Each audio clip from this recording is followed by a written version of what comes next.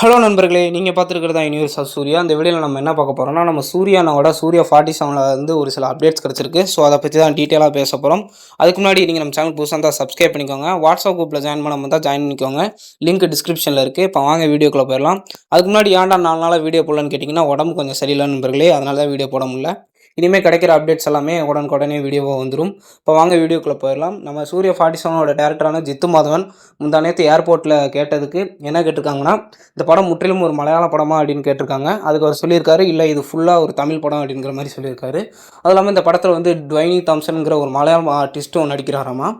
மேலும் வந்து நீஷம்ங்கிற ஒரு மலையாளம் ஆர்டிஸ்ட்டும் ஒரு மெயின் ரோல் பண்ணுறங்கிற மாதிரி சொல்லியிருக்காங்க. இந்த படம் வந்து இப்போ சென்னையில் ஷூட்டிங் போயிட்டுருக்கான். நடுவில் ஒரு சின்ன பிரேக் விட்டுருக்காங்க. சூர்யா 46க்கு அடுத்து சூர்யா 47 தரமாக வரப்போகுது நண்பர்களே, அதில் ஒரு மாற்று கருத்தும் இல்லை. படத்தோட ஷூட்டிங்கு இன்னும் கொஞ்சம் நாளில் ஃபுல் ஃப்ளெஜ்டாக போக ஆரம்பிச்சிடும். ஸோ இதை பற்றின உங்களோட கருத்துக்கெல்லாம் மறக்காமல் கமெண்ட்ஸில் சொல்லுங்கள்.